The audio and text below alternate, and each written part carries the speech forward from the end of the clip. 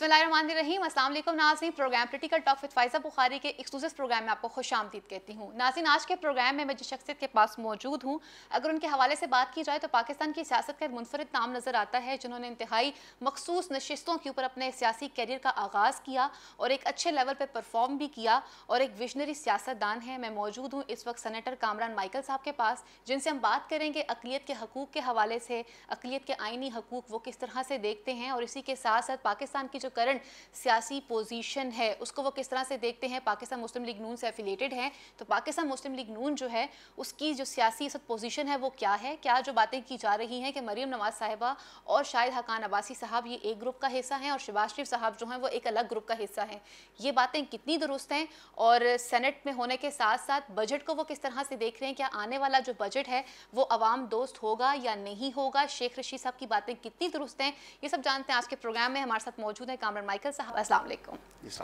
वक्त देने के लिए बहुत बहुत शुक्रिया। Thank you. कामरान माइकल साहब, आपका जो पॉलिटिकल सफ़र है वो आपने एक खुसूसी नशिस्त से स्टार्ट किया और आपने जिस तरह से परफॉर्म किया पाकिस्तान की सियासत में आकर और एक विजनरी सियासतदान के तौर पर आपको जाना पहचाना जाता है और इंतहाई खुसूसी इक़दाम भी आपने किए अक़लियत के हवाले से, तो ये आपका कैरियर का स्टार्ट कैसा रहा और आप क्या समझते हैं कि जो इक़दाम आपने किए हैं वो इनफ थे?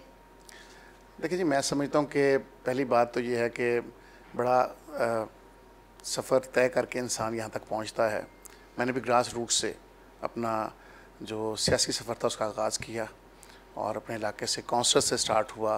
जैसे एजुकेशन कंप्लीट की, काउंसलर बना, फिर उसके बाद डिस्ट्रिक्ट मेंबर लाहौर बना, उसके बाद फिर जैसे आपने कहा कि क्योंकि जॉइंट इलेक्टोरेट आ गया तो सिस्टम ही ऐसा था जिसमें हमने जिस सिस्टम के तहत हमने असम्बलियों में जाना था और वो सिस्टम यही था। फिर हमने मखसूस नशिस्तों पर हम 2002 में पहले MPA मुंतखब हुआ, उसके बाद 2008 में आया, फिर 2008 में मैं कैबिनेट का मेंबर बना, शहबाज साहब के साथ मैंने डिलीवर किया और फिर 2012 में मैं सेनेटर बना। 13 में फिर दोबारा से जब हमारी गवर्नमेंट आई PMLN की तो मुझे फिर वफाकी वज़ीर बनाया गया। तो मैं ये समझता हूँ कि सियासी सफ़र जो है इसका आगाज़ इंसान करता है, इसका इख्तिताम बड़ा मुश्किल है। सियासी खिदमत जो है ना, मैं इसे लोग पॉलिटिक्स को पता नहीं क्या नाम देते हैं, लेकिन मैं इसे खिदमत का नाम देता हूँ। हमेशा ये बात याद रखनी चाहिए कि सियासी लोग जो होते हैं वो दुख दर्द भी बांटते हैं, उन्हें इसका बड़ा एहसास होता है कि हमने लोगों की दुखों का मुदावा कैसे करना है। आपके गमी खुशी में वो आपके साथ बैठते हैं, कोई और आके नहीं बैठता। उम्मीद की किरण भी आप होते हैं ना। दरअसल लोग जो हैं जो आपको मुंतखब करते हैं और उस हाउस तक जो पहुँचाते हैं आपको, वो आपसे फिर उम्मीद भी करके बैठे होते हैं। मैं यही बात कर रहा हूँ। बेसिकली कौम के रिप्रेजेंटेटिव जो होते हैं उनके उमंगों के तर्जमान होते हैं। या आप अपनी वोट की ताकत से जिस इंसान को मुंतखब करते हैं वो इंसान ऐवानों में बैठकर आपकी नुमाइंदगी करता है, वो आपकी पहचान होता है, वो आपके जो दिल की धड़कन बन जाता है, क्योंकि वो आप में से होता है। वो जानता है कि गली कूचे मोहल्ले में रहने वाले की क्या आवाज़ है, उसकी क्या डिमांड है, उसकी क्या प्रॉब्लम्स हैं, उनको रिजॉल्व करने के लिए वो ऐसे तरीके से अपना किरदार अदा करता है। बाज़-औक़ात हम सिर्फ एक रिप्रेजेंटेटिव से उम्मीदें लगा के बैठ जाते हैं। यहाँ पे तो अक्सर आप देख रहे हैं कि जो प्राइम मिनिस्टर होता है उसके पास बहुत से इख्तियारात होते हैं, या प्रेसिडेंट जब प्रेसिडेंशियल निज़ाम होता है तो उसमें उसके पास बड़े इख्तियारात होते हैं। CM के पास अब 18वीं तरमीम के बाद सारे सूबे जो खुद मुख्तार हैं तो बड़े इख्तियारात हैं, लेजिस्लेशन वर्क उन्होंने करना है, तमाम अपने पावर्स एक्सरसाइज करनी है, लेकिन फिर भी वो हर इंसान को खुश नहीं कर सकते। तो बात सिर्फ ये है कि आप जो कर सकते हैं मुखलिस होके, आप अपने उस कमिटमेंट के साथ, उस लॉयल्टी के साथ जो आपने कमिटमेंट बांधी है अपने अवाम के साथ, अपने लोगों के साथ, अपने हल्का के गैर साथियों के साथ, उनकी उम्मीदों पर पूरा उतरने की कोशिश करें।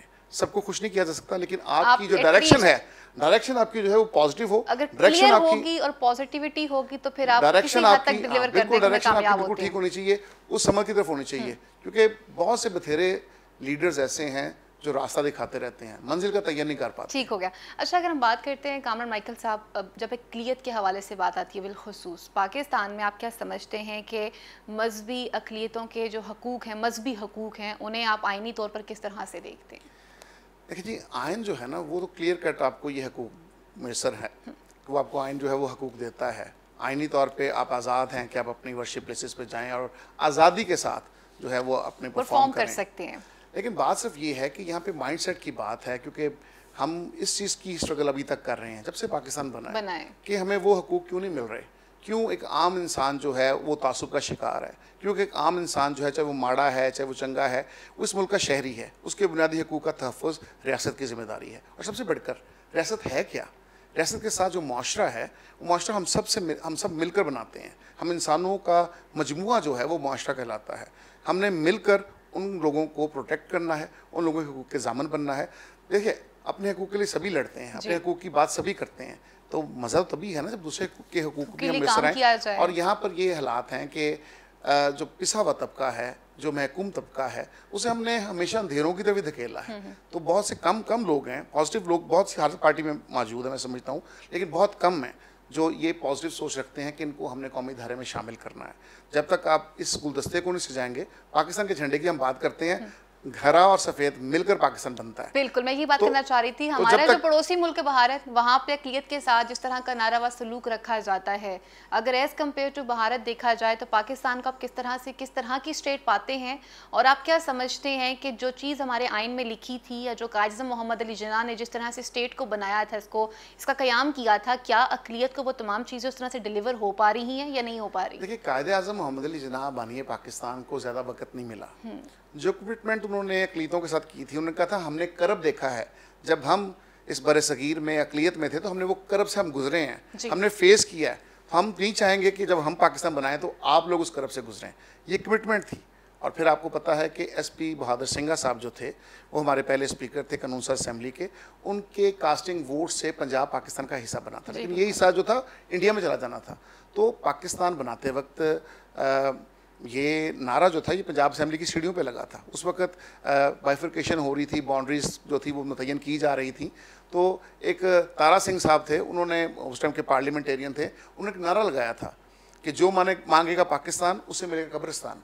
SP सिंघा ने कहा था सीने पे गोली खाएंगे पाकिस्तान बना के रहेंगे। तो हम तो पाकिस्तान के हुब्बुल वतन शहरी हैं, पाकिस्तान से मोहब्बत करते हैं। कभी किसी मसीही ने या किसी दूसरी अक़लियत ने पाकिस्तान की हुकूमत की या रियासत की रीत को चैलेंज नहीं किया। हम में से कोई पाकिस्तान के खिलाफ हमने कोई नारा नहीं लगाया। हम आपने खुद ही इस बात का जवाब दे दिया ना कि एक रंग जो है एक झंडे का, वो दो रंग मिलकर एक झंडा बनता है। कायद-ए-आज़म को ज़्यादा टाइम नहीं मिला जो आप बात कर रहे हैं। कायद-ए-आज़म को अगर प्रॉपर टाइम मिल जाता तो मैं समझता हूँ शायद आज ये हालात ना होते। हम कायद-ए-आज़म की मिसालें देते हैं, आप सेटिस्फाई नहीं है, लेकिन वो चीज़ हम इम्प्लीमेंट होते हुए नहीं देख रहे। आप सेटिस्फाई नहीं है। देखें ना कितने इश्यूज हैं, हम कैसे करब से गुजरते हैं, मुश्किलात से गुजरते हैं, दिन दिहाड़े कोई ना कोई मसाइल खड़े होते हैं। और अगर हम इसको कंपेयर करते हैं अपने पड़ोसी मुल्क इंडिया से, कंपेयर करें तो एक दो चीज़ें मैंने हाईलाइट पहले भी की थी और मैं उस पर दोबारा लेजिस्लेशन की तरफ आऊँगा अगर मुझे तमाम पॉलिटिकल पार्टीज जो हमें सपोर्ट करें। वो बड़ी अच्छी लेजिस्लेशन है, वो ये है कि हम कंपेयर करते हैं, यानी पाकिस्तान का आइन जो है जब हम कंपेयर करते हैं इंडिया के आइन के साथ, तो इंडिया में जो आप देख लें उन्होंने अपने सिख सरदार को जो माइनॉरिटीज़ में हैं उन्हें प्राइम मिनिस्टर बनाया। एक मुसलमान को अब्दुल कलाम आज़ाद साहब को उन्होंने प्रेसिडेंट ऑफ इंडिया बनाया। तो यहाँ पे पाकिस्तान में कोई माइनॉरिटीज़ में से हो तो प्रेसिडेंट और प्राइम मिनिस्टर क्यों नहीं बन सकता?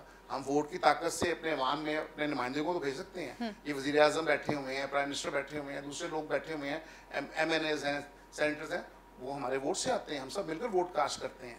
तो फिर जो एक वोटर है जो वोट कास्ट कर सकता है वो कॉन्टेस्ट क्यों नहीं कर सकता? क्यों नहीं कर सकता? ये कदगन जो है कि हम क्यों नहीं रियासत के हेड बन सकते, हम क्यों नहीं प्राइम मिनिस्टर, प्रेसिडेंट और CM बन सकते? हमें किस चीज़ की कमी है? हमारे इदारों से पढ़ने वाले लोग आज प्राइम मिनिस्टर बने बैठे हैं, प्रेसिडेंट बने बैठे हैं, CM और गवर्नर्स बने बैठे हैं। हमारे इदारों से पढ़ने वाले अगर बन सकते हैं तो इदारों के अपने लोगों में कमी नहीं है। इसी बात को यहीं से कंटिन्यू करते हैं, पे वक्त को चलता है मुख्तसर सी ब्रेकअप आप वापस आते हैं और इस इशू पे बात करेंगे कि जैसे खुद कामरान साहब ने कहा कि अगर खुसूसी नशिस्तों पे आने वाले लोग वोट कास्ट कर सकते हैं तो फिर वो मुल्क की प्राइम मिनिस्टरशिप के लिए या CM के कैंडिडेट क्यों नहीं हो सकते, ये सब जानेंगे ब्रेक के बाद।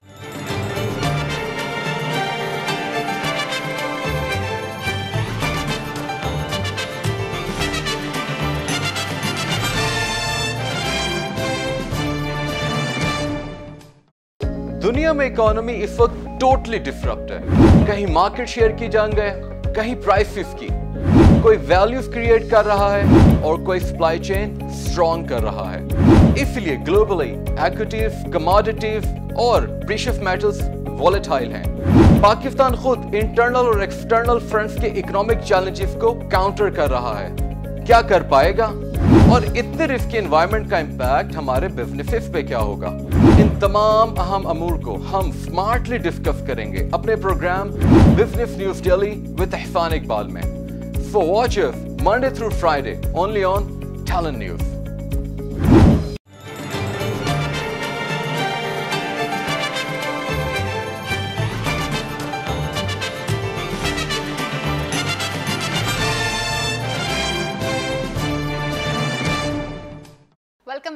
प्रोग्राम में दोबारा से खुशामदीद कहती हूँ आपको। हमारे साथ मौजूद हैं सेनेटर कामरान माइकल। जैसे ब्रेक में जाने से पहले वो बात कर रहे थे कि अगर सीएमशिप के लिए, प्राइम मिनिस्टरशिप के लिए अगर हम लोग वोट कास्ट कर सकते हैं तो हम कैंडिडेट क्यों नहीं बन सकते, इस हवाले से बात करेंगे। आप खुद भी असम्बली का हिस्सा हैं, स्टिल अभी तक हैं, और आपने जैसे कहा कि ये इशू, और आपने जाहिर सी बात है अगर इस इशू पर बात की है तो क्या इस हवाले से कभी आपने मियाँ मोहम्मद नवाज शरीफ साहब से कोई बात डिस्कस की हो, क्योंकि मुल्क के प्राइम मिनिस्टर वो भी रहे हैं, सीएम साहब शहबाज शरीफ साहब भी रहे हैं, मुस्लिम लीग नून के साथ आपकी एफिलिएशंस हैं, तो क्या इस हवाले से कभी आपने उनसे बात नहीं की? देखिए जी, मुख्तलिफ फोरम से ये बात हो चुकी है, लीडरशिप से भी हुई है, लेकिन बात तो यही है, दुनिया या हमारे मुल्क के जो लोग हैं उनको यही चीज़ बावर करवानी है कि कौन इस मुस्बत सोच के साथ आपके साथ खड़ा है, कौन नहीं खड़ा। मैं अपनी पार्टी के पास जाऊँगा, दीगर हमारे नुमाइंदगान जो अपनी दूसरी पार्टी के लीडर्स के पास जाएंगे, हम मिलकर जॉइंटली एफर्ट करके इस चीज़ को मुतारफ़ करवाएंगे, क्योंकि ये कॉन्स्टिट्यूशनल एक अमेंडमेंट है और इसमें 2/3 मेजॉरिटी हमें लेनी पड़ेगी, इसमें सब पार्टीज़ को ऑन बोर्ड करना पड़ेगा। तो हम समझते हैं कि इससे कोई ख़तरे की घंटी नहीं है। हम अगर 4 या 5% हैं तो हमसे क्या ख़तरा है। लिहाजा मैं समझता हूँ कि डिलीवरेंस की बात है। मैंने पंजाब में रह के, मेरे पे 7 वजारतें थी, मैंने सर्व किया है, वज़ीर ख़जाना में रहा हूँ, एक बजट मैंने पेश किया है, मैंने उसके बाद पोर्ट एंड शिपिंग जैसी वजारत ली है, मैंने ह्यूमन राइट्स को डिलीवर किया, दुनिया भर में पाकिस्तान की नुमाइंदगी की है, हर फोरम पे पाकिस्तान की। और मैं अक्सर ये कहता हूँ कि कुछ लोग मुझे कहते हैं कि आप पाकिस्तान का सॉफ्ट इमेज है, मैं कहता नहीं, हम पाकिस्तान के ट्रू इमेज हैं, हम पाकिस्तान की सही नुमाइंदगी, पाकिस्तान के चलते फिरते हम पाकिस्तान है, हमारे दिल में पाकिस्तान धड़कता है, हमारी आवाज़, हमारी रूह में पाकिस्तान है, हम जहाँ भी जाएं, मैं पाकिस्तान की मोहब्बत से कुछ जुदा नहीं कर सकता। मेरे अबाउजद की हड्डियाँ जो हैं इस मुल्क में दफन है, हमारा खमीर से उठता है। तो मैं कुर्बानियाँ दी है इस मुल्क के लिए, सबने मिलकर कुर्बानी दी है। इसीलिए मैं समझता हूँ कि इस गुलदस्ते को तभी सजाया जाएगा जब पाकिस्तान के इस गुलदस्ते में तमाम फूल लगेंगे, तमाम कम्युनिटी सजेंगी। और हम तो वक्त का इंतज़ार करते हैं कि जब क्रिसमस, जैसे हमने ईद शबरातें इकट्ठी मनाई हैं, क्रिसमस, मेरे तमाम कुलीग्स, मेरे दोस्त, मेरे क्लास फेलोज़, हम सब बिला तफरीक, रंग, नस्ल, मज़हब, हम मिलकर तमाम तकरीबात मनाते हैं। अच्छी बात है, रवायात हैं हमारी, इस मुल्क की रवायात हैं, इस मुल्क को हमने मोहब्बतों के साथ सींचा है। तो मैं ये समझता हूँ कि हम उस वक्त का इंतज़ार करेंगे और वक्त आएगा। हम पूरी उम्मीद है इस बात के लिए, हम कोशिश कर रहे हैं और कोशिश करते रहेंगे जो मुस्बित सोच के हामिल अफराद हैं उनको साथ मिलाकर कि जब क्रिसमस आए तो हर घर में क्रिसमस ट्री सजे, जब ईद आए तो हर घर से सवैयों की महक आए, हर घर से सवैयों की महक आए, तभी मैं समझता हूँ ये खूबसूरत मुल्क जो है वो परवान चढ़ेगा और दुनिया को जग हंसाई का मौका नहीं मिलेगा। छोटे मोटे इंसिडेंट हर मुल्क में होते हैं, हर जगह पे होते रहते हैं, और ये पार्ट ऑफ लाइफ है। यहाँ पर हम ये अच्छा मैसेज देंगे, ऐसी लेजिस्लेशंस वर्क करेंगे, इनको प्रोटेक्ट करेंगे, इनके हकूक के ज़ामन बनेंगे, तो फिर दुनिया को अच्छा मैसेज मिलेगा कि पाकिस्तानी अवाम, पाकिस्तानी माशरा और बेखसूस पाकिस्तान रियासत जो है वो सीरियस है। पोलिटिकल पार्टीज़ को भी इनिशिएटिव लेना पड़ेगा, दिलेरी के साथ आगे बढ़कर इनका हाथ थामना पड़ेगा और डूबते हुए को बचाना पड़ेगा। जब हम बात करते हैं अक़लियत के हकूक़ के हवाले से, तो हमने देखा कि आलमी दुनिया जो है हम पे तनकीद करती है इस हवाले से बहुत ज़्यादा। आप क्या समझते हैं, क्या हम आलमी दुनिया में अक़लियत के हकूक़ के हवाले से सर अपना फ़ख्र से बुलंद कर सकते हैं, या हम कह सकते हैं कि हम उस तरह से डिलीवर कर रहे हैं?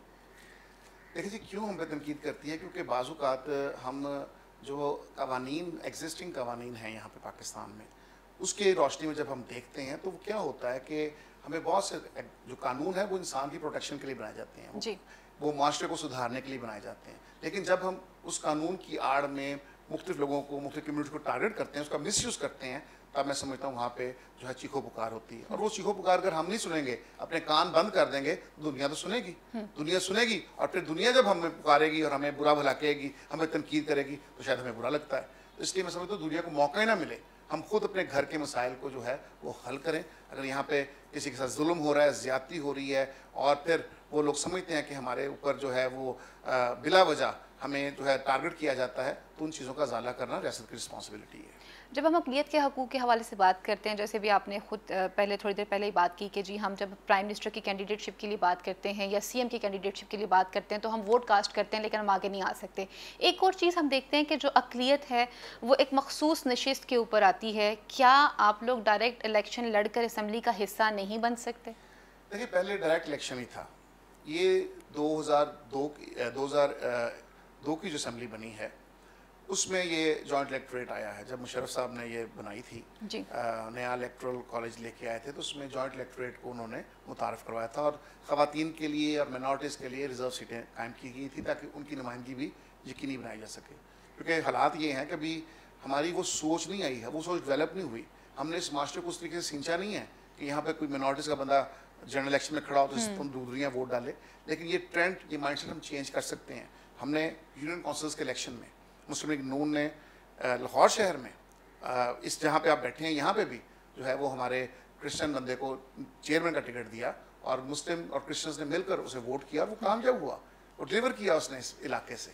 तो ऐसे हालात हो सकते हैं अगर ये सियासी पार्टियां जो हैं ये एमपीए और एमएनए के लिए भी जनरल सीट्स पे इन लोगों को नुमाइंदगी दें। तो ऐसा क्या आप इस हवाले से कोई काम करेंगे? इस हवाले से कोई आपको बिल? इनिशिएटिव लिया, मैं बता रहा हूँ, मुस्लिम लीग नून ने ये इनिशिएटिव लिया और लाहौर में हमारे 2 चेयरमैन जो है वो मुंतखब हुए। ये एक नई रवायत है, लेकिन बड़ा शहर है। आप जिस स्टेप की बात करते थे जिसमें आपने कहा कि जो हमारा कैंडिडेट जिस भी पार्टी से होगा हम सब मिल के अपनी अपनी पार्टियों में इस चीज़ को आगे फॉरवर्ड करेंगे, तो क्या आप ये वाली बात बाकी कैंडिडेट के साथ डिस्कस करेंगे कि आया हमें भी जनरल एक प्रॉपर इलेक्शन लड़के असम्बली का हिस्सा बनना चाहिए, ना कि एक मखसूस नशिस्त पे हम लोगों को चुन कर लाया जाए?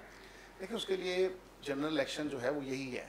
अब पूरा पाकिस्तान हल्का था एक क्रिश्चियन बंदे का, ठीक है, आप मुझे बताएं पाकिस्तान का एक हल्का कितने पोलिंग स्टेशन होंगे पाकिस्तान में? लाखों की तादाद में। बिल्कुल। तो पहले लाखों की तादाद में पोलिंग एजेंट तो लेके आए, वोटर्स की बात है। तो यहाँ पे तो जो मर्जी घपला हो जाता है, जिसको मर्जी फिर अनाउंस कर देते हैं, कोई वोटिंग नहीं होती, कोई उसकी काउंटिंग नहीं होती।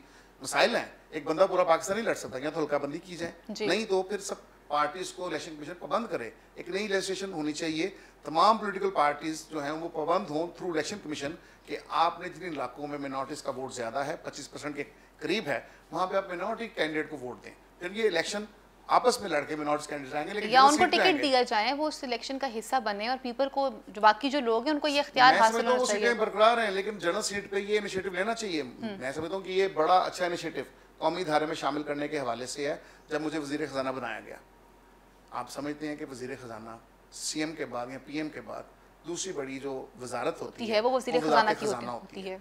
तो credit goes to our government, credit goes to our political party PMLN, credit goes to our political leadership Mian Nawaz Sharif, Mian Shahbaz Sharif, कि उन्होंने ये इनिशिएटिव लिया।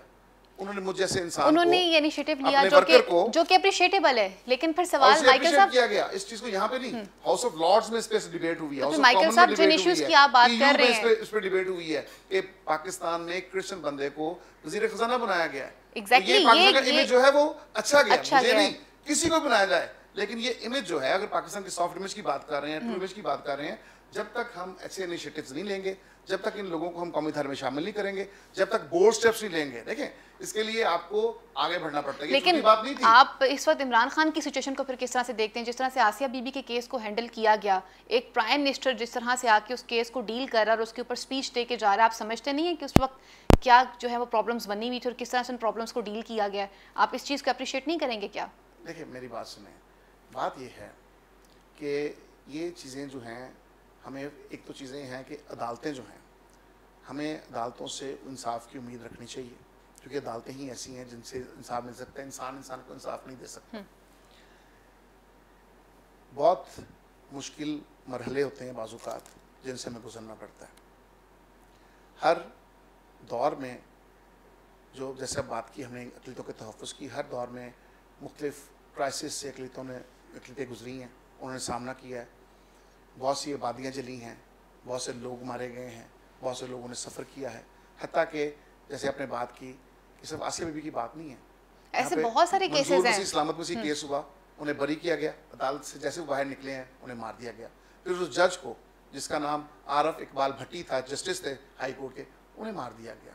नहीं, यहाँ पे तो इंसाफ देने वाले को कत्ल कर दिया जाता है। मैं वही बात कर रहा हूँ। तो फिर आप इस वक्त फिर इमरान खान के इस बोल्ड फैसले को या जिस स्टेप को, जिस तरह से उन्होंने आके इस केस को हैंडल किया है, क्या आप उसको अप्रिशिएट नहीं करेंगे? केस तो हैंडल पहले से हो रहा था ना जी, किसी इंसान ने ये हैंडल नहीं किया। मेरी बात सुने आप ध्यान से। एक नहीं, मैं आपको जिस पॉइंट पे लाने की कोशिश कर रही हूँ, बात नहीं है प्राइम मिनिस्टर की बात नहीं है, प्राइम मिनिस्टर की बात नहीं इसमें हो रही।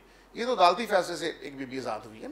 अदालती फैसले से बेशक वो आज़ाद हुई हैं, लेकिन प्राइम मिनिस्टर ने जिस तरह से आसिया बीबी के केस को सपोर्ट किया है और उसमें जिस तरह से तेजी एकदम से आई, क्या आप उसको अप्रिशिएट नहीं करेंगे? सपोर्ट किस चीज की कह रही हैं उन्होंने की है? सपोर्ट फाइनेंशियली मैं बात नहीं कर रही, मैं मॉरली सपोर्ट की बात कर रही हूँ कि मॉरली सपोर्ट में मैं बात कर रही हूँ कि वो केस के जिसके ऊपर बहुत ज़्यादा एलिगेशंस लग चुकी हुई थी और मजहबी जो बातें जो हैं वो इस तरह मतलब उस चीज़ को आगे लेकर बढ़ रही थी कि इस पर बहुत बड़ी स्टेट के अंदर कोई एक एनार्की भी हो सकती थी या कुछ किसी किस्म के हालात भी ख़राब हो सकते थे। लेकिन आसिया को पाकिस्तान से बाहर भेजना और उस केस को डील करना, इसमें हमारी कोर्ट्स के साथ साथ आप समझते नहीं है कि हमारे प्राइम मिनिस्टर साहब ने एक अच्छा किरदार अदा किया है? और जिस सिचुएशन में, इस सिचुएशन के अंदर जिस तरह से लोगों को संभाला है, ये एक बहुत बड़ी बात है। देखें, जो हमने देखा है अभी संभाला है, जिस तरीके से कितने लोग मारे गए हैं, कितने पुलिस वाले जख्मी हुए हैं, 1000 से ज्यादा पुलिस वाला जख्मी हुआ है, कितने पुलिस वाले मारे गए हैं उस केस में और अकलियत के केस में जमीन आसमान का फर्क है। बात वही है। आप इस अंदाजा लगा लें कि अगर एक केस की नहीं है, बात सिर्फ एक केस की नहीं है। फिर इमरान खान साहब को ये चाहिए, अगर वो इतने सिंसियर हैं पाकिस्तान में बसने वाली नॉन मुस्लिम कम्युनिटीज के साथ मजहबी रवादारी दिखाने के हवाले से और उनका दुख दर्द बांटने के हवाले से, फिर लेजिस्लेशन लेके आए ना। ये जो मिसयूज हो रहा है जो लॉ, उसके खिलाफ क्यों नहीं वो काम मैं तो यही बात कर रही हूँ। आप खुद माशाल्लाह से आपकी पार्टी के जो हेड हैं वो प्राइम मिनिस्टर रहे हैं, सीएम रहे हैं शहबाज शरीफ साहब। आपने उनके एक स्टेप को इतना अप्रिशिएट किया कि वो वजीर खजाना आपको बना के चाहते हैं। तो वो जिन तहफ़्फ़ुज़ात की आप अभी मेरे साथ बात कर रहे हैं, ये तहफ़्फ़ुज़ात उनके दौर के अंदर असम्बलियों में पेश करके सॉल्व क्यों नहीं किए गए?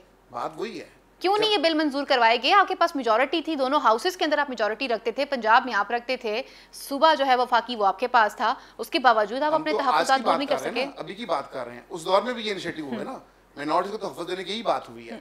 हमने अपने दौर में जब यहाँ से माइग्रेट कर रहे थे हिंदू, सिंध की गोठे खाली हो रही थी और वो माइग्रेट करके इंडिया जा रहे थे, तो जागरसाई तो हो रही थी पाकिस्तान की। हमने इनिशिएटिव लिया, मैंने वो बिल पास करवाया, मैंने ले किया, और उसमें बिलिंग वो मैरिज बिल जो हिंदू मैरिज बिल है उनकी प्रोटेक्शन का बिल मैंने पास करवाया। ये पीएमएल को क्रेडिट जाता है। इस तरह से देखें, दुनिया में यही चीज़ें बावर करवानी होती है ना। बात जो है, जब आप बात करते हैं किसी भी तरमीम की, तो कोई भी बंदा आपके साथ खड़े होने को तैयार नहीं है। अभी आसिया बीबी की बात की है, पूरे हाउस ने उस पर डिबेट की है जब वो रिहा हुई है। कौन सा बंदा था जिसने उसको अच्छा फैसला समझाया और कहा है? लेकिन किसी ने भी नहीं कहा, किसी ने भी नहीं कहा। लेजिस्लेशन कैसे करेंगी आप? माइकल साहब, आप मेरे पॉइंट के ऊपर खुद ब खुद आते जा रहे हैं। मैं इसी पॉइंट की बात कर रही हूँ कि जहाँ पे आपने कहा कि स्टेट के अंदर अगर इश्तियाल अंगेजी को जिस तरह से हवा दी जा रही थी, उस केस को जितने स्मार्टली डील किया गया है, ये अप्रिशिएटेबल नहीं है क्या? ये तो इसमें गवर्नमेंट का क्या रोल है? वो तो मेरा मतलब है ना, गवर्नमेंट किसको भेजने वाली। चलें, लेट्स फाइन। आपके आसिया बीबी का केस मियां साहब के, आसिया बीबी का केस मियां साहब के दौर में भी था। एक चीज और, उससे पहले का केस है, मैं भी बता रही हूँ, जी बिल्कुल, आपके दौर में भी वो स्टिल जेल में रही हैं, वो स्टिल जेल में रही हैं उसकी, क्योंकि हम पूरा जेल में ऐसे जो कैदी होते हैं उनको लुक आफ्टर किया जाता है, देखा जाता है कि कोई उनकी जान ना ले, उन्हें मार ना दे। बिल्कुल एग्जैक्टली, इस तमाम चीजें जो रियासत की जिम्मेदारी होती है। सिर्फ चेहरे बदलते हैं, अमला मामला चीजें वही रहती हैं। अब बात तो सिर्फ ये है, अगर आपने इमरान खान साहब की बात की है, इमरान खान साहब अगर एक विजनरी लीडर हैं, हम पाकिस्तान की सफेद और हरे रंग की बात करते हैं, झंडे की बात करते हैं, और पाकिस्तान बिल्कुल पाकिस्तान बनता ही तब है कि जिसमें तमाम लोग मिलजुल कर रह रहे हैं। आज तक 3 साल होने को आए हैं इस गवर्नमेंट को, आज तक वफाकी काबीना में एक भी मिनॉरिटीज का मेंबर नहीं है। आप अंदाजा करें, यानी कि इनके इश्यूज कौन एड्रेस करेगा? कोई एड्रेस करने वाला मौजूद नहीं है। देखिए, मैं अगर कैबिनेट में बैठूं तो मेरी रिस्पांसिबिलिटी है, मैं कैबिनेट में बात करूंगा, नहीं करूंगा तो मैं जिम्मेदार हूं। तो आप देखेंगे फेडरल कैबिनेट में एक भी मेंबर नहीं, किसी भी कम्युनिटी से मेंबर नहीं है। यानी उनकी सोच ही देखें, उनका मकसद ही कुछ और है।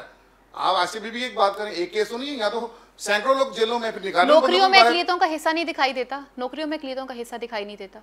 आप ये देखिए, 5% कोटा हमने करवाया, मैंने करवाया था 5%। क्या समझते हैं नफ है? नहीं, जितनी तादाद उस हिसाब से कम से कम ये तो है ना, 100 बंदा जब 100 पोस्ट आएंगे तो 5 हमारे आज भी जो है वो निशिस्तें जो है, खुसूसी निशिस्तों पे आने वाले लोग जो हैं, वो उस तरह से जॉब का कोटा नहीं मिलता। PCS, CSS उसमें भी कोटा है। देखिए, मैं इस बात को कहना चाहूँगा कि 2008 में जब हमारी गवर्नमेंट बनी थी, सूबे में हमारी थी, पीपल्स पार्टी की वफाक में थी। शहबाज भट्टी साहब ने वफाक में CSS में और 5% कोटा वफाक की जॉब्स में कराया, पंजाब में मैंने करवाया, और दूसरे सूबों में आज तक नहीं हो सका क्योंकि वहाँ पे हमारी गवर्नमेंट नहीं थी। हमने पंजाब में 5% कोटा, और फिर PCS में अभी देखिए आप, बेशुमार लोग आपको बच्चे हमारे डॉक्टर्स, हमें पुलिस में, दूसरी जगहों पे, अभी आप देखें CSS करके हमारी फॉरेन सर्विसेज में, हमारे पुलिस, यानी वो डिपार्टमेंट, कस्टम्स में हमारे बच्चे जो हैं वो नजर आते हैं। पहले तो नजर ही नहीं आते थे। ये ऐसा चेंज तो आएगा ना। लेकिन अब जहाँ पे कोई भी नहीं था, ओपन मेरिट में नहीं आ सकते थे, उनके पास वो शायद टैलेंट या टैलेंट में कमी नहीं थी, लेकिन उनके सोर्सेज नहीं थे। अब ये तो तय है कि अगर 1000 जॉब्स आएंगी तो उसमें से 50 जॉब्स जो हैं वो अक़लियत के लिए होनी चाहिए। एग्जैक्टली ये हमने करवाया था, इसका क्रेडिट मसूलियत नून को जाता है। ये चीजें कि आप उस कौम के लिए करती हैं। आप मुझे बताएं, अब तक 3 सालों में इमरान खान साहब ने क्या लेजिस्लेशन की है हमारे लिए? मैं तो लेजिस्लेशन गिनवा रहा हूँ आपको सारी। आपने कभी इसके हवाले से कोई फोरम पे आवाज उठाई, हाउस में आवाज उठाई? जितने बिल आए हम लेके आए, वो किल हो जाते हैं, उनका मिनिस्टर उठता है आके किल कर देता है। जब मिनिस्टर अपोज करेगा तो बिल किल हो जाएगा ना। क्या अक़लियत को भी अपने अक़लियत के इशू के ऊपर भी कि आप उसका एक नुमाइंदा उनमें से कोई लें, उसे कैबिनेट का मेंबर बनाए, ताकि वो कैबिनेट में कबीना में बैठ के बात कर तो सके। कामरान साहब, आपको लगता नहीं कि इकलियत का जो इशू है, इस इशू को क्या इस तरह से किसी कोई भी बंदा उठ के इस इशू को किल कर सकता है? अगर एक चीज जो है वो करने वाली है, पॉलिसी है, जब कोई बिल आता है ना प्राइवेट उस पर बाकायदा डिबेट होती है। डिबेट तब होती है अगर मिनिस्टर उठ के उसे अपोज कर देना तो बिल किल हो जाता है। बिल्कुल ठीक है, उस पर डिबेट नहीं होती। फिर अगर वो फिर जो है स्पीकर या चेयरमैन सेनेट जो होता है, अगर वो अलाउ करे तो फिर उस पर डिबेट होगी। और फिर आप देखें, अभी पिछले दिनों में हमारे जावेद अब्बासी साहब थे, सेनेटर रहे हैं मेरे साथ, उनके थ्रू हमने बिल एक जो है तो मुस्लिम नून ने मुतारफ करवाया, माइनॉरिटीज प्रोटेक्शन बिल, जिसमें सजाएं मुतारफ कराई गई थी कि अगर किसी को इस वजह से सिर्फ टारगेट किया था कि माइनॉरिटीज का है तो क्या क्या सजाएं हो सकती हैं उसके हवाले से। ये एक बहुत बड़ा इशू बन चुका है सोसाइटी में कि आप किसी पे भी कोई भी इल्जाम लगा सकते हैं, इल्जाम लगा सकते हैं। ये देखें ना कि अभी रिसेंटली आपने देखा कि हमारी नर्सेज जो हैं उनको टारगेट किया गया, बिला वजह उनको तंग किया गया। ये कराची में हुआ, ये फैसलाबाद में हुआ, लाहौर में हुआ, बिल्कुल हुआ। अब आप देखें कि जब ऐसे इश्यूज बनते हैं तो फिर दूसरे जो कुलीग साथ काम करते हैं, बैठते हैं, खाते पीते हैं, वो भी उनके अगेंस्ट हो जाते हैं। यानी कि हमें होश से काम लेना पड़ेगा। ये पाकिस्तान है, ये हमारा घर है। इन शॉर्ट, हमें यहाँ पर इस स्टेट के अंदर हम सब ने मिलजुल के रहना है। ये सिर्फ और सिर्फ एक हमारी स्टेट नहीं है, हमारे साथ बसने वाले क्लियर भी इसी तरह से आग लगाएंगे, अपने घर का खुद नुकसान करेंगे तो कैसे आगे चलेगा। सही। यहाँ पर वक्त तो चलता है मुख्तसर सी ब्रेक का। ब्रेक के बाद वापस आए, फिर कुछ बात करेंगे तौहीन रिसालत कानून के हवाले से, और फिर कुछ बात करेंगे पाकिस्तान की करंट सियासत के हवाले से।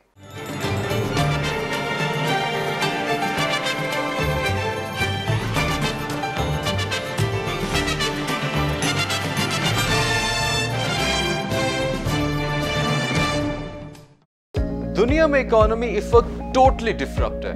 कहीं मार्केट शेयर की जंग है, कहीं प्राइसेस की। कोई वैल्यूज क्रिएट कर रहा है और कोई सप्लाई चेन स्ट्रॉन्ग कर रहा है। इसलिए ग्लोबली इक्विटीज, कमोडिटीज और प्रेशियस मेटल्स वॉलेटाइल हैं। पाकिस्तान खुद इंटरनल और एक्सटर्नल फ्रंट्स के इकोनॉमिक चैलेंजेस को काउंटर कर रहा है। क्या कर पाएगा और इतने रिस्की एनवायरनमेंट का इंपैक्ट हमारे बिजनेसेस पे क्या होगा? इन तमाम अहम अमूर को हम स्मार्टली डिस्कस करेंगे अपने program business news daily with Ehsan Iqbal में। So watch us Monday through Friday only on talent news.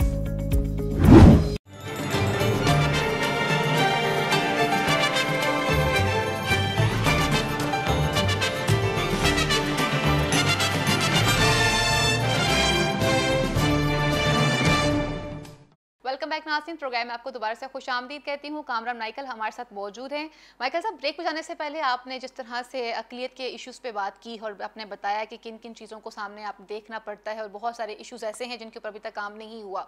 कुछ बात करते हैं तौहीन रिसालत कानून के हवाले से। पहला सवाल तो मैं आपसे ये पूछना चाहूँगी कि क्या हमारे निसाब में जो दीनी मवाद है वो होना चाहिए, नहीं होना चाहिए, और आप तौहीन रिसालत कानून को किस तरह से देखते हैं?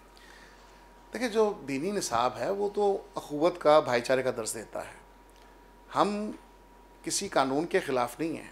कानून तमाम मज़ाहब जो हम कहते हैं कि हम एक खुदा को मानते हैं, हम सब मिलकर इल्हामी किताबों के मानने वाले हैं। हमारे चार आसमानी किताबों नबी पैगम्बर हमारे जो हैं सेम हैं, हम उन सब की रिस्पेक्ट करते हैं। तो ये उनकी रिस्पेक्ट के लिए बनाया गया है। हम कानून के ख़िलाफ़ नहीं हैं। हम चाहते हैं सभी नबी पैगम्बर जो है उनकी रिस्पेक्ट होनी चाहिए और हमारा ये फ़र्ज़ है कि हम उनको रिस्पेक्ट दें। कोई भी जी शौर इंसान जो है, फातुल अक़ल इंसान से हम कोई भी तो को नहीं रखते। अगर पागल है तो फिर ऐसे लोग भी ज़िंदगी में होते हैं, लेकिन बहुत कम होते हैं। हम जो जी शौर हैं, हम समझदार लोग हैं, हम एक दूसरे की रिस्पेक्ट करते हैं। और बिलखसूस वो तमाम तर नबी पैगम्बर हमारे लिए रिस्पेक्टेबल है और इस चीज़ को हम इंश्योर करते हैं। रही बात कानून के हवाले से, कानून की एग्जिस्टिंग के हवाले से कोई इशू नहीं है। इशू ये है कि जब इंसान दूसरे इंसान पर ग्रज निकालता है, उसे फंसाने की कोशिश करता है और सबसे अच्छा हथियार वो समझता है कि यही है मेरे पास, उसे मिसयूज़ करता है। मिसयूज़ किया जाता है। देखिए, बात ये है कि बहुत से लोग जो बेगुनाह हो गए, 8-8, 10-10 साल उन्होंने तख्तेदार पर लटकते हुए काटी, उनकी फैमिलीज़ को इस माशरे ने एक्सेप्ट नहीं किया। 8-10 साल बाद वो बेगुनाह हो गए, बरी हो गए। लेकिन जिस इंसान ने उसे फंसाने के लिए उस पर झूठा इल्ज़ाम लगाया, जिस इंसान ने कोई भी होली जो स्क्रिप्चर है उसे फाड़ा, उसे जलाया सिर्फ कि ये बंदा फंस जाए, तो वो तो बेगुनाह हो गया 8-10 साल बाद। लेकिन जिसने ये किया उसने तो ये एक्ट कर लिया। ब्लास्फेमी तो उसने की जिसने उसे फंसाने के लिए ये काम किया, उस चीज़ को जलाया, उन औराक को जलाया या उस औराक को फाड़ा, तो उसने उसको फंसाने के लिए ये काम किया, तो ब्लास्फेमी तो उसने की। वो तो चला गया घर, उसको तो किसी ने पूछा ही नहीं। मेरा मतलब है जो हम ये डिमांड करते हैं, हमारा ये मुतालबा है कि जो इंसान किसी पे गलत इल्ज़ाम लगाता है उसके खिलाफ भी वही सज़ा होनी चाहिए। तभी मैं समझता हूँ कि ये miss using of this act जो है वो ख़त्म होगा। हमें इस मिस यूज़ को रोकना है। बेसिकली काम सिर्फ कानून के हम खिलाफ नहीं है, कानून सबके लिए सेम है। लेकिन हम सब आपका कहने का मकसद ये है कि अगर मिसयूज होना शुरू हो गया है, जब मिसयूज शुरू हो गया है तो फिर उससे हलाकतें बढ़ गई हैं, उससे हमारा मोराल ख़त्म हो गया है, उससे जगहसाई हो रही है, उससे लोगों में चीखो पुकार है, लोग करब का शिकार हैं, लोगों पे एक तलवार लटकती है। इसलिए उस मिसयूज़ को रोकने के लिए तरामीम की ज़रूरत है। उस मिसयूज़ को रोकने के लिए हमने ऑलरेडी बात की है, हमने उलमा काउंसिल में बात की है। ताहिर शफी साहब से उस दिन मैं मिल के आया हूँ, उन्होंने कहा जी हम आपके साथ खड़े हैं, मिसयूज़ नहीं होना चाहिए।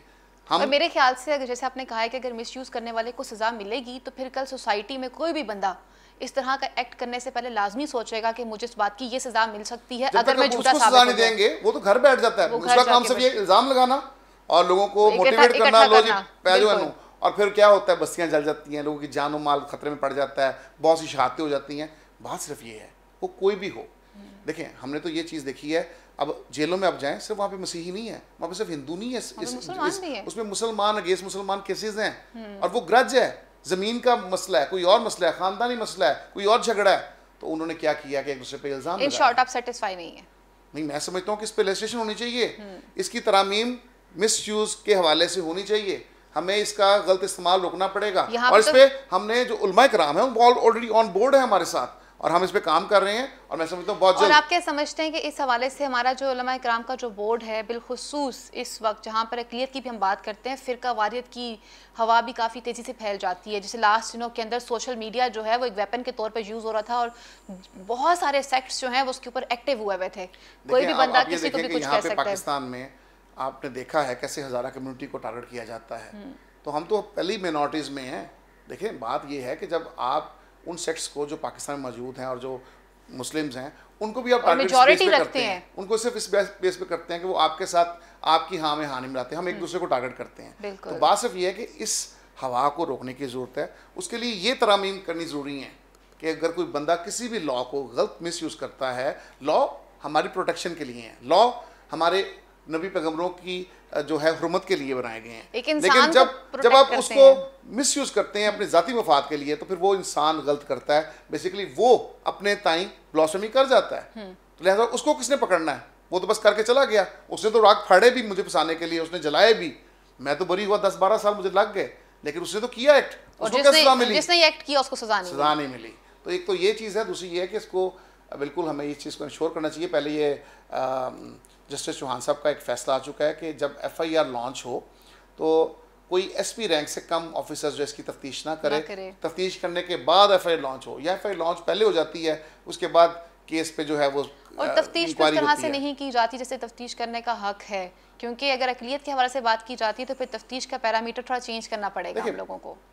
मेजॉरिटी जो है वो इसकी जद में है, क्योंकि उनको टारगेट सिर्फ इस बिना पर किया जाता है कि उनसे किसी का ग्रज है, किसी की ज़ाती नाद है। तो लिहाजा बस हमारी डिमांड ये है, हम कानून के अगेंस्ट नहीं है, लेकिन उसमें ये तरमीम ज़रूर है होनी चाहिए, इसमें ये कि जो मिसयूज़ करता है उसे सज़ा दी जाए। वक्त बहुत मुख्तसर है, अगले इशू की तरफ बढ़ते हैं। कुछ हमने अक़लियत के हवाले से बात की है। सेनेटर हैं आप, बजट आने जा रहा है, बजट क्या आवाम दोस्त होगा या नहीं होगा? शेख रशीद साहब का ये कहना है कि आने वाला जो बजट है वो एक आम आदमी का बजट होगा, जिसमें मजदूर की तनख्वाह बढ़ेगी, पेंशनदार तबके की जो पेंशन है वो बढ़ेगी, और पाकिस्तान के अंदर जो है वो बेहतरी आएगी।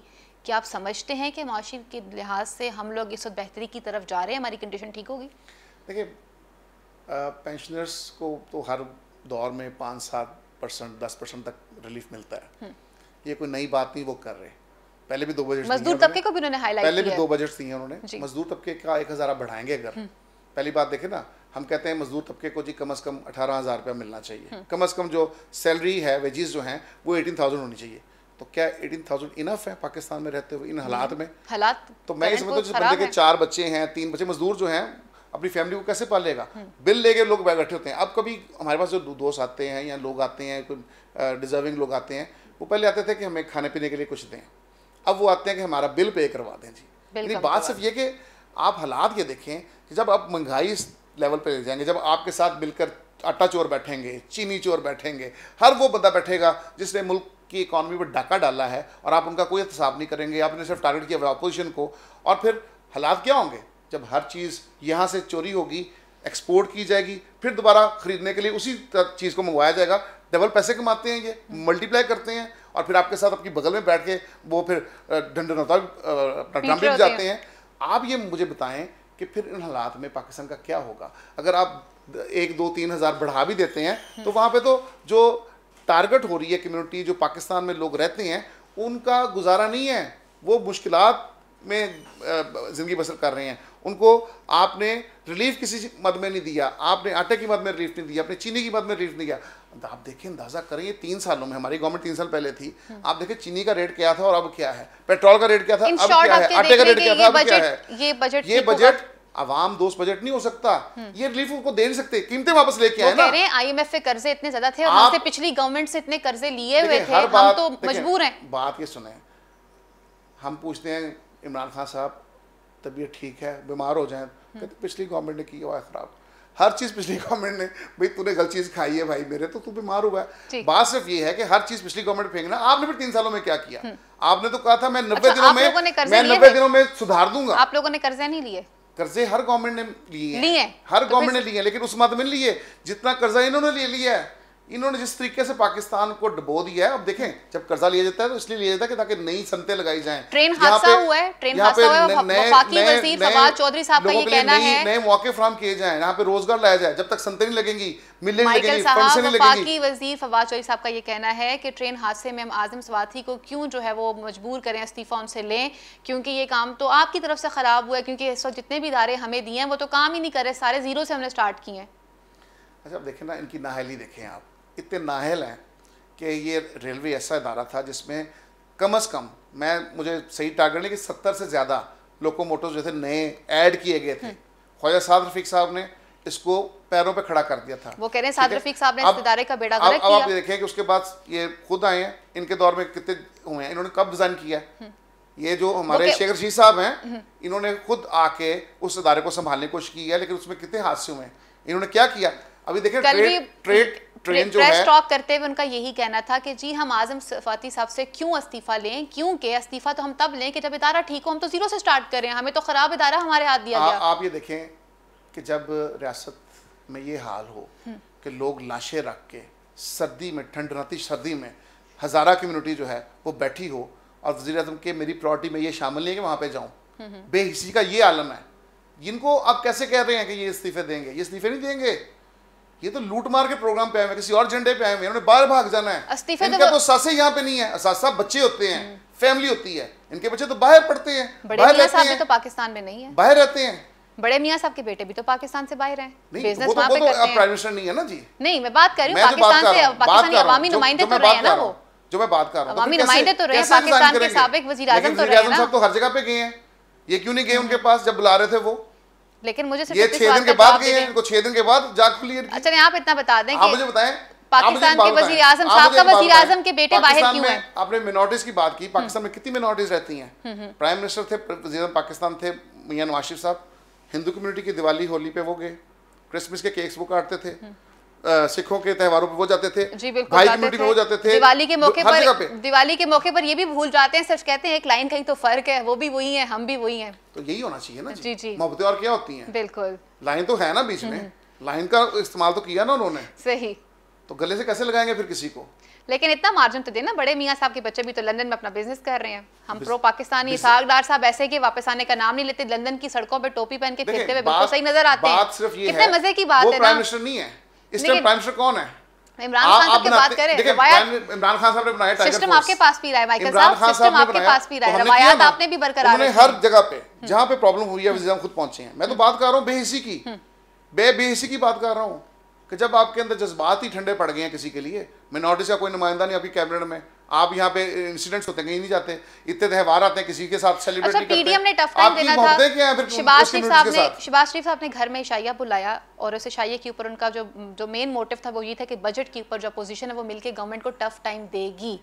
और शाहिद हकान अब्बासी साहब तो ये कह रहे हैं कि खबरदार पीपल्स पार्टी हमारे पास नहीं आएगी, ANP हमारे पास नहीं आएगी। मुस्लिम लीग नून जा किस तरफ रही है? मरियम बीबी को सुना जाए, शाहिद हकान अब्बासी साहब की बात को सुना जाए, या शहबाज शरीफ साहब जो मुफाहमत के तौर पे पूरी जमात को इकट्ठा कर रहे हैं कि गवर्नमेंट को टफ टाइम देना है, तो टफ टाइम तो तब दिया जाएगा जब आप लोग हाउस पे इकट्ठे मौजूद होंगे। कहाँ जा रही है पाकिस्तान मुस्लिम लीग? जो है वो पार्टी के प्रेसिडेंट भी हैं और ऑपोजिशन लीडर भी हैं, और वो कोई भी काम जो है वो हमारे कायद जो है पार्टी के मियां नवाज शरीफ साहब उनकी मशावरत के बगैर नहीं करते। तो जो भी होगा मशावरती अमल के साथ होगा। ये प्रोपोगंडा है कि ये बात गलत है कि पार्टी टूट गई। पार्टी कैसे टूट सकती है? दो धड़े नहीं बने। मैं समझता हूँ कि मैं शहबाज साहब की उस विजन को या शहबाज साहब के उस करैक्टर को मैं बड़ा सराहता हूँ इस हवाले से कि उन्होंने बड़े अपने भाई की ताबेदारी की। बड़ी ऑफर्स उनको पहले भी हो रही थी, लेकिन उन्होंने उस वफादारी को हाथ से नहीं जाने दिया। और ये मैं समझता हूँ कि यही कामयाबी का राज है। जो इत्तेफाक है ना वो यही है। इत्तेफाक फाउंड्री की बुनियाद इनकी इत्तेफाक पे थी, इस फैमिली के इत्तेफाक पे थी। तो बड़े मियाँ साहब जो है हमारे कायद तो बच्चे आगे उस इत्तेफाक को बरकरार रखेंगे। कायद है, वो तो बात की बात है। अभी जो करंट सिचुएशन है वो बड़े मियाँ साहब और शहबाज साहब देखते हैं। भाग दौड़ एक बच्ची के पास आ चुकी हुई है। हमारे जो लीडर हैं इस टाइम वो मियाँ नवाज शरीफ हैं, और फिर हमारे ऑपोजिशन लीडर शहबाज साहब। शहबाज साहब बड़े मियाँ साहब की इजाज़त के बगैर कोई ऐसा काम नहीं करते। ठीक, लास्ट में मुझे सिर्फ इतना बता दीजिए कि लास्ट में हम क्या देखते हैं कि अपोजिशन कितना टफ टाइम देगी और आप लोगों का लाहेअमल क्या होगा? आप लोगों ने दिसंबर में जाना था, लॉन्ग मार्च करना था, दिसंबर से जनवरी हुई, जनवरी से फरवरी हुई, मौलाना फजल रहमान को उठा के आपने साइड पे कर दिया, फिर वो नाराज़ हो गए। तो आप लोग कैसा टफ टाइम देंगे? इस्तीफे लेंगे, नहीं लेंगे? इस्तीफा लेने के लिए आपका क्या लाहेअमल होगा? इस्लामाबाद जाएंगे, नहीं जाएंगे, क्या किया जाएगा? देखिए, इस्तीफों का ऑप्शन तो मैं समझता हूँ एंड का आखिरी ऑप्शन है, और उस पर मुस्लिम लीग नून ने पहले भी मूव किया था। क्या पीपल्स पार्टी की बात दुरुस्त नहीं है कि हम अपने जो इस्तीफे थे वो पार्टी को जमा करवा दिए थे? अब रही पीपल्स पार्टी की बात, जब हम जॉइंट ऑपोजिशन की बात करते हैं, मिलकर जमहूरी पार्टियां मिलकर ये बात करते हैं कि हम मिलकर ये एफर्ट करेंगी, मिलकर टफ टाइम देंगी, मिलकर हम इस गवर्नमेंट को भगाएंगे, तो उसमें फिर सबको जो वादे जो इकरार किए होते हैं उस पर अमल पैरा होने की जरूरत है। फिर ऐसा क्या होता है कि सबके साथ भाई इस्तीफा दे देते हैं, फिर कहते हैं गलती से इस्तीफा शायद किसी ने स्पीकर असेंबली को पहुंचा दिया, इस्तीफा वापस ले लिया। वादे से पीछे हटी, हम वहीं पे खड़े हैं। दूसरी बात ये है कि ऑपोजिशन का रोल जो आपने बात की है, ऑपोजिशन का रोल यही होता है कि वो अगर गलत चीज़ है तो उसकी निशानदेही करे, और तामीरी जो है वो इस्लाह के लिए, ये तामीरी इस्लाह है। क्योंकि बजट जो है ना, बजट में हम लोगों के हकूक़ की बात करते हैं, लॉन्ग मार्च किया जाएगा, आवाम के हकूक़ की बात करते हैं, इनको रिलीफ देने की बात करते हैं, लॉन्ग मार्च किया जाएगा। तो मैं समझता हूँ कि हमारे पास ऑप्शन मौजूद है। इस पे काम इसलिए हो रहा है क्योंकि अगर पीपल्स पार्टी कब होगा? गर्मियाँ भी आ चुकी हैं, सर्दियाँ भी गुजर गई, बहार का इंतजार हो रहा है। बस कोई अच्छा वक्त देके ही होगा, उस पर फिक्र ना करें आप। ठीक हो गया, वक्त आने वाला है। ठीक हो गया। वक्त देने के लिए बहुत बहुत शुक्रिया। प्रोग्राम का वक्त यहीं पर खत्म हुआ। चलता है नाज़रीन, अगले प्रोग्राम तक के लिए अपनी मेज़न फ़ाइज़ा बुखारी को इजाज़त दीजिए। अल्लाह ने के बान, पाकिस्तान जिंदाबाद।